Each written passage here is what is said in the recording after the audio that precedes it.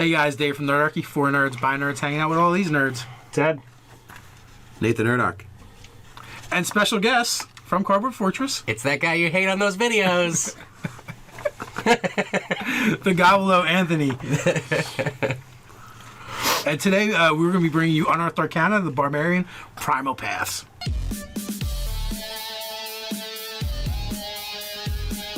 If you want to jump down to the description below, you can sign up for Nerdarchy, the newsletter. It's a great way to get gaming tips as well as learn how to game with Nerdarchy.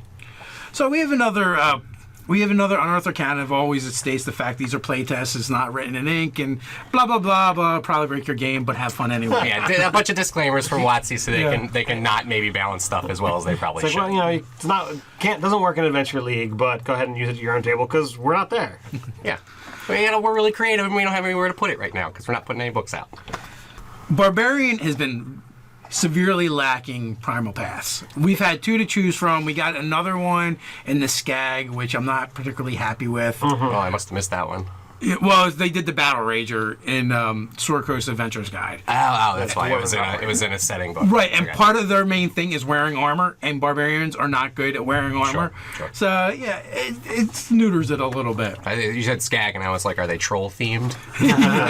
It's only for female barbarian No, trolls. not themed, flavored. Skag is the Sword Coast Adventure Guide. Yeah. So they have three new paths for Barbarian. The Path of the Ancestral Guardian, the Path of the Zealot, and the Path of the Storm Herald. Yes. They totally baited and switched me with the Storm Herald. The one they're talking about, they're like, this is the path. This is the primal path where you use magic. And I'm like, Rage Mage! And I got to it and I'm like, that's not Rage Mage at all. Wait. No It's spells. called Storm Herald. There was no way you were getting, like, Rage Mage. I was totally getting Rage Mage. No. They all use magic when you think about it. It was wishful thinking. It really was. All right, so did we want to go through each of them? Did we want to talk about which one's our favorite? I guess we can start at the beginning and finish at the end. All right, so the Ancestral Guardian, this is the one that you literally are surrounded by the spirits of your ancestors. I think, thematically, this one was my favorite. You go in, you get ancestral protectors, which wind up hindering your adversaries. You get an ancestral... Essentially, they hang out and troll your enemies while you're fighting. That's their job. For me, this one was very Diablo 3. The Barbarian Diablo 3 has a number of powers, a whole string of powers, where he summons up a bunch of, like, ancestral guides, and they're, like, these compatriots that come along and run around with him and do various stuff. So this is very much that to me. Which isn't bad at all. I'm not saying that's bad. It was cool. That's cool. So then at 6th level... Your spirit's going to aid you and provide protection to your allies. So the bonuses you get at 3rd level, you can kind of shift it to your allies instead of on yourself for the turn. At 10th level, you get the ability to consult with your ancestral spirits to get benefits in a check. And then at 14th level, this is the one that, in my opinion, although these guys tell me off camera that they differ, I thought it was a bit of a broken ability. On your turn... when you are an ally, you can see within 30 feet of you is damaged by a melee attack. You can use your reaction to just cause them to take 2d8 force damage. As your ancestral guardians that are following you around just smack it with their spiritual damage. It doesn't bother me at all, especially when you compare it to the Storm Rager when we get to that. But a couple of things I would say about this Barbarian is it's kind of a tough theme to swallow without more visual descriptor for me, right? Are we talking about, like, when you go into a rage, like, ghosts appear around you? Because that's sort of what I think they're saying, but I don't think they're very clear about it. So the way I would interpret it is, yes, literal ghosts are there, but you're the only one that sees them. Or if you want to, legitimately, there they are, and everyone sees them. See, if I'm the only one that sees them, it's kind of a waste of a cool visual to me. But anyway, all I'm saying is I felt like they dropped the ball in describing this a little bit. It's really not a normal thing. There's nobody in Lord of the Rings that does anything like this. There's nobody that does, in any of the major stuff. So I think if you haven't played Diablo 3, you're not really going to understand what this is. And the other thing I thought about this was really cool. I had 2 like character-ish kind of ideas. And the first one is that this idea of and they sort of mention this as like tribal like tattoos and stuff that like show your history. This would be a really cool barbarian if you're doing like a jungle tribal guy and you did the tattoo thing like they say, or a Maori or something like that kind of theme.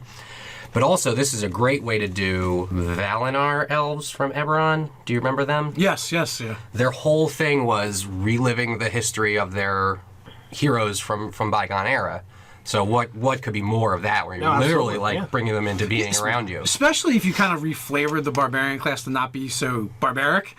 Sure. And made them more, just more like warriors, and just totally describe them completely different. You take a background like a noble or something, so it just gets you further and further away from being what you consider a traditional barbarian. And then this suite of abilities, you bolt it on there, and it would really kind of give you that feel. Right. And the two abilities, like the first one just gets it started, no big deal. The second one makes you kind of a defender because you're able to like toss your ability off onto another player, which I think doesn't bother me much. The one that you said that they don't like, that I'm not fine with that. 14th level. No, we like it. He doesn't. Yeah, I'm the only one. I'm the only one that says I think. It's I'm sorry. I think it's fine because we're talking about 14th level here, and like I was telling you guys before, the wizards like shooting magic missiles left and right or dropping meteor swarms and stuff, and I'm doing a little bit of thing over here. Yeah, not even a problem. Isn't that like a 7th level spell at that point for a wizard? Like, yeah. Once you're at 14th level, like you're decimating the battlefield. The rules of like reasonable things that a fighter or should be totally gone out the window at that point. So no problem. Going back to the ability to aid someone 30 feet away, I like that because barbarians generally don't get to affect things that aren't in their face. Yeah, they're very self-centered also. Like it's all about me doing a bunch of damage, and so that's cool. So it gives them a little range to play with as well. Now the 10th level ability is borderline insulting to me if I was making this character. One wisdom or intelligence check, like in some amount of time. Like, well, you get 3. You get to use 3 of them every long rest. Give me a break. What a ribbon ability if I ever heard of it. Okay, I get around this thing that I'm not good at, right? Like, I'm never going to be good at that if I'm a barbarian. I'm clearly not building myself to be like smarty pants barbarian here. Well, so it gets me out of it once in a while. I'm not even bothering to make that check half the time. You got 3 other people at the party that are going to do it. I'm totally redundant. Don't give me ability that lets me do it. Barbarians, there's nothing to say that they couldn't have a decent wisdom score. Well, there's point buy. There's stat buy that says if you're on you can roll your stats, sure, when everything goes. Well, I mean, if you focus on strength, constitution, and wisdom, you don't need the other ones. You really don't need intelligence. You don't need charisma. Dex. You don't want to get punched in the face. This is a really good build for an unorthodox character in general. I think because it focuses on other people besides just the barbarian, as well as giving you like you said, it's kind of like a ribbon ability. At that point, at 10th level, that's all I'm saying. Yeah, 10th level, that's what I get. Come on now. Well, I mean, what is it? The other barbarian gets intimidate, right? At 10th level, as an action. Yeah, totally. It's better than that one. Give me a break at 10th level. Like, no. So you know what we're about it's here. kind of beat at 10th level, but I think the ability to be outside of yourself with your abilities for the barbarian is interesting for this kid. So it's kind of very thematic. I mean, the idea that you summon up the ghost and go, "Hey, what do you think about this?" I don't know nothing about it. What do you think? And they go, "Well, that's that thing." That's not how it's going to be used. But who cares? The ghost is going to pop him and go, "No, look over there," because you're going to use it for perception every time. Oh, that's fair. I hadn't thought about that. Yeah. I hadn't thought about it as perception. I take everything I said back. Perceptionist and like survival. That's do you see anything? Like look over there in that corner. All right, there it is. All right, it's not as bad as the Intimidate one, though. I'll give you that. All right, so when you guys want to jump into the Storm Herald? Yeah, Path of the Storm Herald. Okay, so this is the one where I felt like they're in the description, not in the name. They're like, this is the one that really uses magic, and it really does not use magic that much. The only thing is, when you rage, you summon the elements around you, whether you're from the tundra, it doesn't use spell level magic. It's an environmental rager. Yeah. Not environmentalist rager, it's environmental. Greenpeace all the way. Now, you brought up an interesting point when we're talking about this one off camera, is the fact this one is very mathy. It's super mathy, and it's also super tabletop. Like, you gotta have miniatures for this one, I think. I don't think this plays in Theater of the Mind very well, because it's a bunch of auras. Maybe half as effective if you're playing in Theater of the Mind. You just can't tell if you're putting yourself between a bunch of people, and then you have to say to the GM, can I position myself such that my aura hits the maximum amount of people? The GM goes, I don't know, you hit maybe 2 of them. And it's like, well, if this was on a table in miniatures, then I'd be able to really strategize this. You know what I mean? Actually, this one I like the most, though, I should say. Who plays Theater of the Mind anyway? Oh, everybody plays Theater of the Mind, right? Nobody plays on a tabletop. Bullshit. But I like this one the most. A lot of the online gaming is clearly Theater of the Mind. Yeah. Unless you go to Fantasy Grounds or Roll20. But so their storm of fury ability, and that's when we're talking about whether they do fire damage, cold damage, or the C one is kind of weird because it totally changes the mechanic of what's going on here. Yeah, it's not power wise unbalanced. It just feels like I can't tell if they made the storm one and that was the one they meant to make, and then they tacked on these other ones so it wasn't so monochromatic. Or what, but like you have two that work one way, extremely similar, basically just a type change, and then one that works completely different from those. It's the old fire and ice or the opposite, so let's give them exactly the opposite kind of feel to them. So then you have lightning in there, and you're like, what the hell?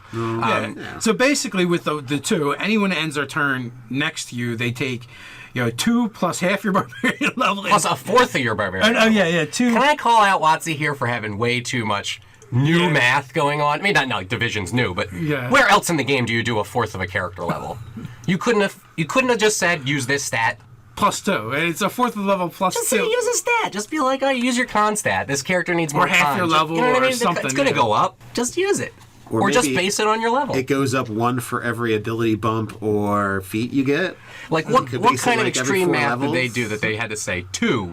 Like, just give a number. If it was just a fourth of your level, then you'd be like, all right. But 2 plus a fourth of your level. At this point, it should be a chart. Yeah. Just say it goes up it goes up by 1 every time you get another ability off the character, or whatever. Yeah. 2 plus a fourth of your level. Give me a break. Now, the C one is kind of cool because you do a lot more damage. 2d6 right from the get-go, and you can knock the person on their ass essentially if they fail saving throw. This really comes down to what kind of DM you have. I mean, obviously it comes down to your personal theme on your character, obviously.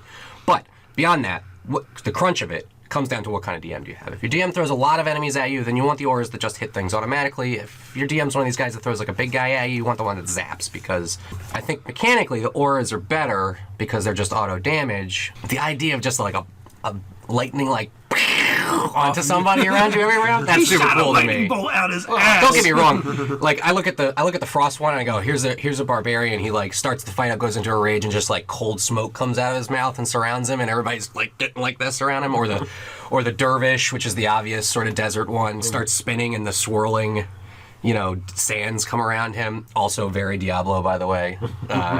They're all very cool, but the idea of like.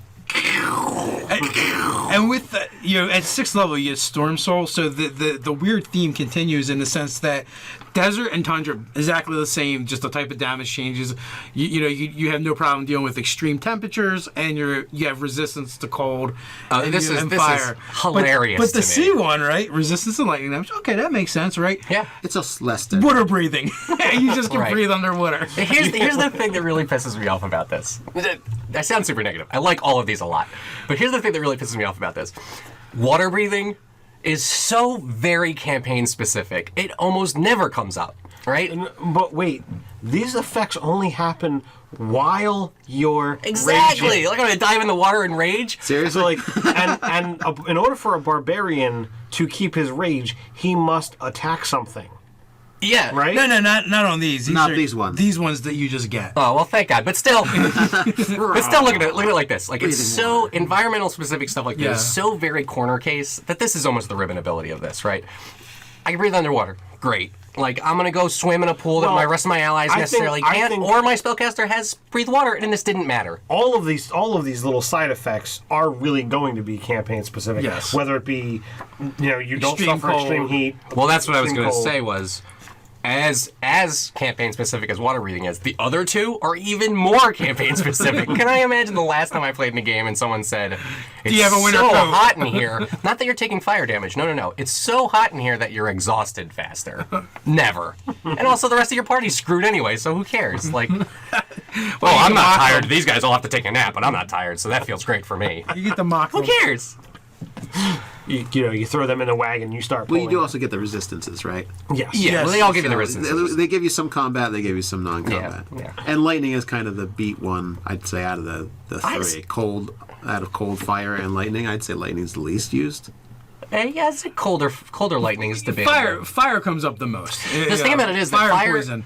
fire resistance is the one you probably want the most. Yes. Oh, But yeah. you also want you don't want to be dealing fire damage. It's also what everything else resists. Yeah. So like, what do I do? Right? Like I either have a really good resistance and a not so great offensive power, or I got a great offensive power and you know, kind of. You play Totem of the Bear and you're just resistance to everything. Yeah, there's that comparison too. So Shield of the Storm. Maybe this is what you're thinking of, Ted, because at 10th level, while you're raging, anybody Yes. in your aura that is an ally, they get the same benefits as you. Super. When it comes to resistances, although they don't get to breathe underwater. Now that would be kind of funny though. You come out of rage and they're drowning. Well, I like the idea that you're like, 10 leagues deep or whatever, right?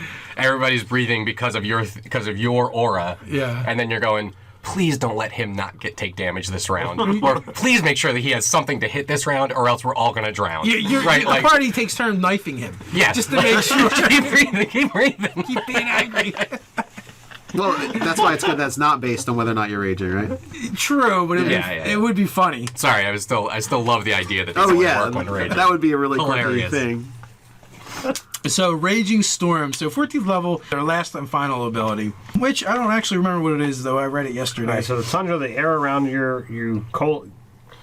air around you coldly slows your foes. The area within your aura is difficult terrain for your enemies. Okay, so they're all terrain effects, basically, where they hinder your foes. I remember reading them, and like one of them was just like kind of better than the other. Well, the storm, It was the C1 knocks you prone, I think. The other weird thing about them is that they're all different abilities that kind of achieve the same effect.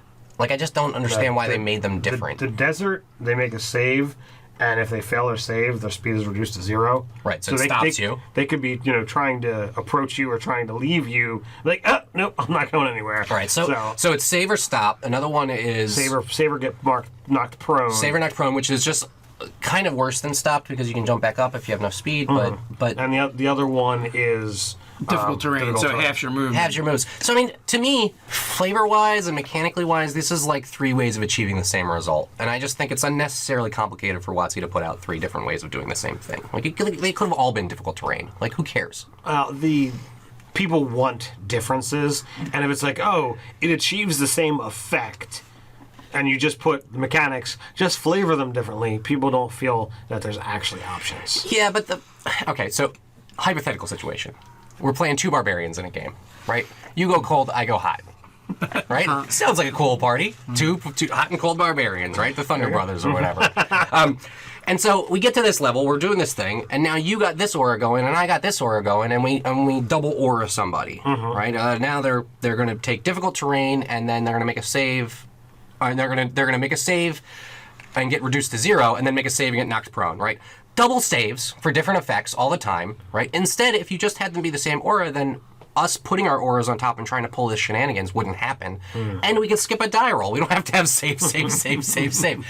These all suffer from way too many saves, right? Like if the DM throws 10 orcs at you and they rush you and you got this aura, save, roll. This thing happens. It's just too much unnecessary rolling for what you could have just done was just say it's difficult terrain around them. You know what I mean? That's sure. And a DM can make a judgment call, or I've seen some DMs where it's like, all right, there's 10 orcs, they all have the same thing. And group roll them, They're going right? to group roll it. And Yeah, you get a little bit of a homogenized experience, but you're going to go that way either way. I just think it's an unnecessary amount of rolling. Don't get me wrong. Still love this one the most. All right, so then we move on to the Path of the Zealot. And this is the one that, Anthony, you felt was like The least interesting. the least interesting or the least barbarian of them. Well, this one to me is the hardest one for me to wrap my mind around, like thematically. This is a real divergence. Like when I try to come up with a character that makes sense for, this is the biggest divergence from Barbarian to me. Like you guys were saying, you could do this Paladin mix. I don't really know what that is, right? Like Barbarian doesn't to me say holy powers and divine stuff. Like it just doesn't really mesh too great.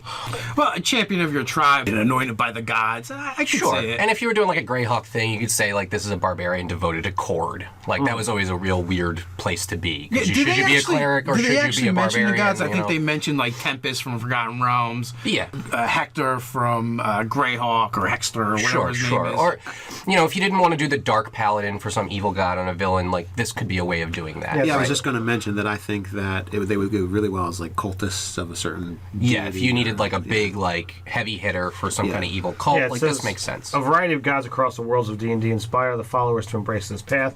Tempest from Forgotten Realms, Hextor, and Erythanol from Greyhawk are prime examples. In general, the gods who inspire zealots and are deities of combat, destruction, and violence. Not all are evil, but few are good. Yeah. So It's just tough. I had tough with this. I mean, everybody knows I like 4th edition best. They had the Avenger class in 4th edition, which was their like holy striker rogue thing, and I just couldn't really grab my mind around that either. It's just a really tough kind of like theme for me to go on. So- I also just don't like divine characters that much. That's what it really comes to. You know, I stay away from that personally. So I look at this one. I thought this was a very interesting class, and some of the things that are interesting path, and some of the things that are in it are things I haven't really seen before. But the thing to really look at is when you're looking at the classes in D&D. A lot of people, even after 20 some years, 5 editions, people are still wrapped their head around. Well, this is a barbarian, so I'm playing this savage creature. Sure. Logistically, you don't have to do that. You can say, well, this is my character, these are my suite of abilities, and I'm saying, well, he's a fighter that's a little bit more unorthodox, hasn't been trained, he doesn't have to be a savage, so it could fill into... Well, what I kind of like see the zealot being perfect if you're running like if you're using like Norse mythology or whatever, and you're playing like a Viking type character who is the chosen of Odin or Thor. I could definitely see this being the way to go. It's hard for me to do that when I have that one that shoots lightning. That's very also. Well, yeah, there's that. You know what I mean? I do love the opening. Is it the opening ability where it doesn't cost you anything to resurrect your character? No, yeah, that's material it's late. You components, get right? that one later on. Yeah, Okay. you get that one later on. That's the most true to a 3-5 barbarian I've ever seen them put out. The, Because when you were playing a barbarian in 3-5, there was a level, No, like it's at 3rd level, yeah. 10th When you're- level or so. Oh, I run into the fight, I do some damage, I get killed. The cleric walks up and resurrects me. Every damn fight. Because he just had no ability to keep going. But this just says, well, that's going to happen anyway. At Boop, 3rd boop, level, boop, you're your back soul. up. At 3rd level, your soul is marked for endless battle. If a spell would have the sole effect of restoring you to life, but not undeath, the caster does not need material components to cast the spell on you. Sadly no barbarian Hilarious. zombies for free anyway. I love the idea. I mean, like I said, I don't really get the class too much, but I love the idea of a barbarian who just goes, I'm worthless. Let's do this. And just dives headfirst into the wood chipper every time because he knows he has the guy back there who's the real like head honcho. He's the You're tribe kinda like- shaman. Like, you're kinda no, like- your time's not done yet. You know what I You're mean? kind of like, if there was planes, you know what I'd be doing, right? Right. like your character's so haunted. You know what I mean? Like I just die all the time. Like this is what I do. It makes me think of the Celtic cauldron, like the warriors going in through death and coming back through life. Right. Just like recycle. Yep. Just It keep going. I don't like Game of Thrones too much, but they make it remind me of that character from Game of Thrones who just keeps getting resurrected. Oh yeah, by yeah. the- What's his face? The red. Yeah. And also just the idea, like, the gods aren't done with you yet. Like, get up, get on your feet, soldier. You looked at it as I'm worthless and I'm just going to keep going out there and dying. I looked at it on the other side of I'm a champion and I have something to do, so the gods won't take me until I've completed my mission. Oh, that's interesting. So like I looked at it the other way and I'm like, yeah, this is just badass. Yeah, I guess I went a little edgelord on it, but And at 14th level, there's a really cool ability where you can fight even if you're at 0. Yeah, this So, is the one that goes that's- really well with a 3rd level power. Beginning at 14th level, divine power that fuels your rage allows you to shrug off fatal blows. While raging, having 0 hit points doesn't knock you unconscious. You must still make death saving throws, and you suffer the normal effects of taking damage while at 0 hit points.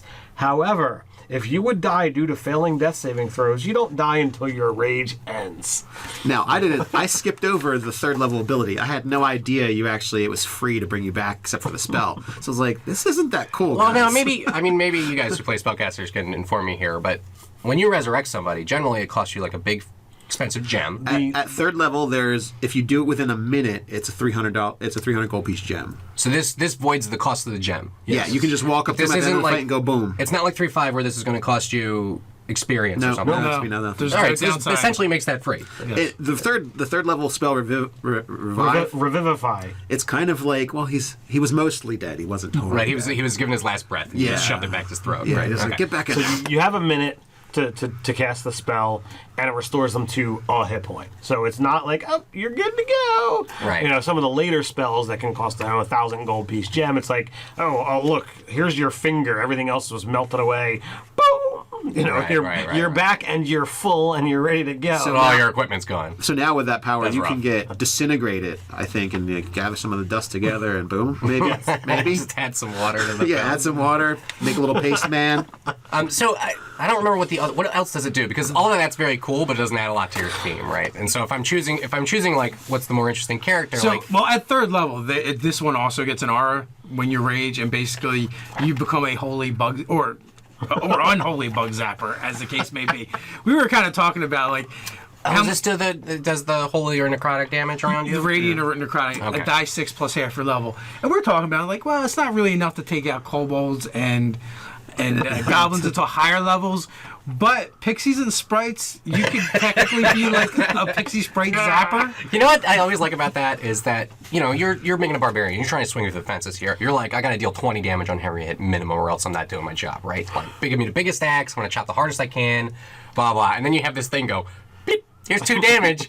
So when you go into that fight, and the DM says to describe the situation, and you go, here's that big orc or that ogre, and I go, whack, like 30 damage. He's still barely hanging on. He dies. Well, how does that go? Like, imagine that in a movie. You know what I mean? Like, it would be so disappointing of an anticlimax, you know, like a climax of the fight. But I still like it. It's still cool. Well, maybe you could do the bip first, and then, you know, if it's enough to push him over, it's the big shot that did it. Yeah. Because this is the start of your turn that they take the damage. Oh, okay, all right. So at 6th level, Divine Power that fuels your rage can shield you from harm. If you fail this saving throw while raging, you can instead succeed on that saving throw as a reaction. However, doing so immediately ends your rage. Not worth it. Yeah, well, How many times can you do that ability? Were you getting disintegrated to death? Were you going to be? Is it suggestion or charm? Sure. Like, there's a couple instances. This comes down to whether or not the where- GM tells you what you're saving from.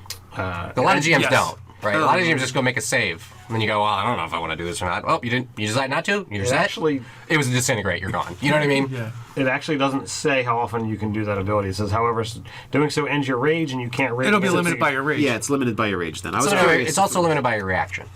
Not that that matters. Yeah, but you can use it again when you finish a short. You can't rage again until you finish a short or a long rest. So Yeah, you're kind of stuck. that one I think Just give him a save pass every once in a while. The thing about that to me is that that's going to come up once in a campaign. Once in an entire campaign that's going to come up. And I just don't need rules that do that. It's just not, it's not helping I bring my think- character out I and say this think of- happened one time. I think of this entire thing, that's my least favorite. I would thing. just give him a pass your save once per short rest. Just Once per short. yeah, whatever. Was it a 6th level ability? Pass the save? So you get, it's a fireball, okay? Half That's- damage. It does seem like Wizards of the Coast is really like hellbent on making sure they give the barbarian at least one level of disability. Of disappointment. Yeah, pretty much. And it's better than it was in 3.5 where they had 15 levels of disappointment. Here's a kick in the nuts. See ya, son. I dig it. I mean, my only trouble with the last one there, with the divine one, is like if I'm looking for a really cool character, like mechanics to back up my cool character concept, it just doesn't bring that much to the table. Like and comparatively to the other 2 in that document, like those all tell half the story of my It's character. because you in the never tried mechanics to alone. build the Pixie Bug Zapper. when you want that character, you're going to want that If I would pack. have made the Pixie Bug Zapper, I would have made the guy that shoot a lightning beam off of him every round. You know what I mean? Or the That's guy only that one does pixie. freezes him in cold damage everywhere. 10th level has also been a little wonky throughout. Each of the different things. And this one here is you learn to channel divine power to inspire zealotry in others. As an action, and this is the part that hurts, you howl in fury and unleash a battle cry infused with divine energy. Every ally within 60 feet gains advantage on attack rolls and saving throws until the start of your next turn. And you gotta finish a long rest before you can do it again. So, like, as an action, you're literally gonna have to sacrifice. You're sacrificing the attack. You can't do it when raging because it doesn't really. Either you're going to end your rage unless you've got something. Unless you took damage. Right. Okay. Like, this is a cool thing to start off a battle with, but like how often is that going to come up? Mechanically, I think it's really cool. I just don't know what it means, like thematically. Like so, if I'm stuck, I got a big axe and there's some things flying around and I can't touch them. Like, all right, for one round, I give everybody super help to do whatever they're doing. Right? Like, okay. But what did I just do? Yeah, was that a battle cry? Like Tarzan yell. yeah, was that a Absolutely. yell? What was that?